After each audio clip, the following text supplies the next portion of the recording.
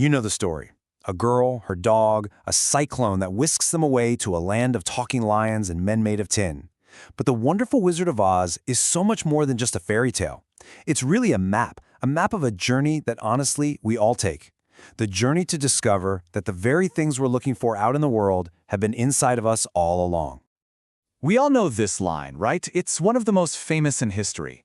But what if home isn't just some farmhouse in Kansas? What if it's a feeling of being whole, of finally recognizing your own strength, your own heart, your own courage? The story makes this beautiful argument that the real journey isn't to some magical city, it's the journey back to yourself.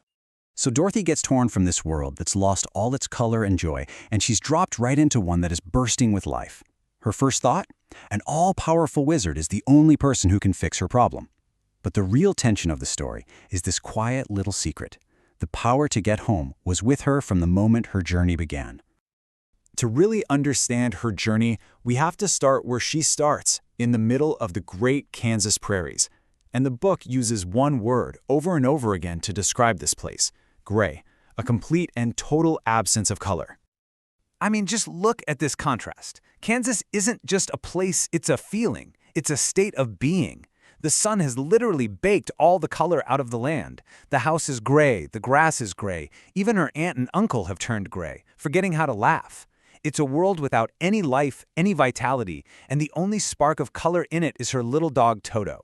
This is the world she is violently pulled out of.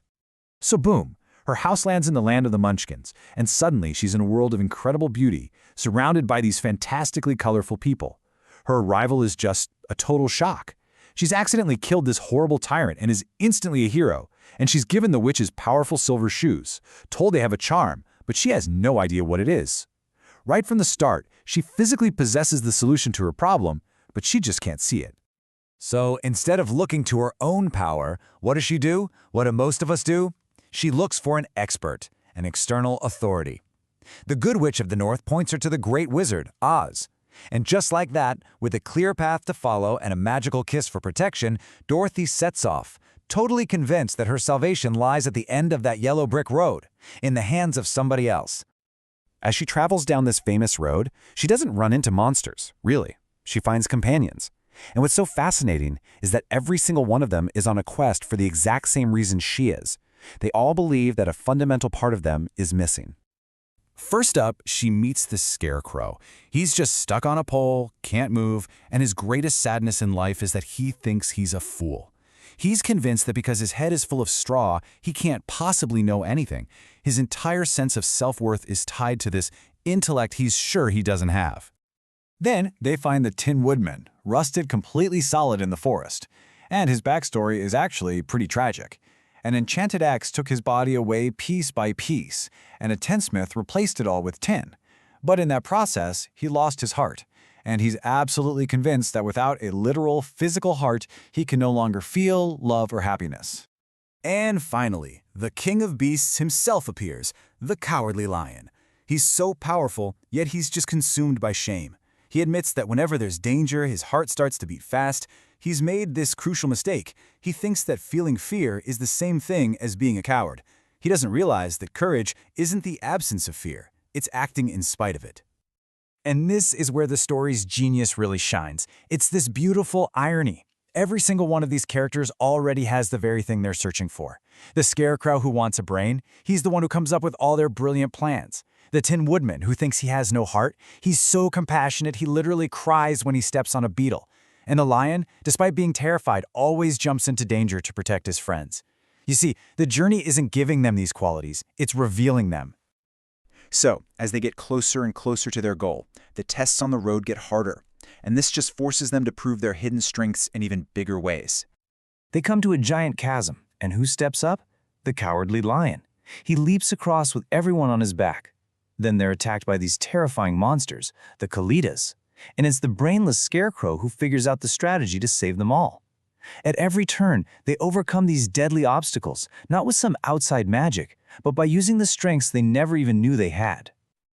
And then, finally, they see it, the Emerald City. It's shimmering, it's glowing green, and it seems to hold the answer to all of their prayers. This is it, the ultimate destination, the place where all their problems will be solved. But is it? Is that glow real? This is where the story takes a fascinating turn. It stops being just a story about self-discovery and becomes a story about questioning authority and perception. When they get to the gates, the Guardian tells them there's one single rule. Everyone has to put on a pair of green-tinted glasses. And get this, they're locked under your head. So the city's famous green glow, it's not actually real.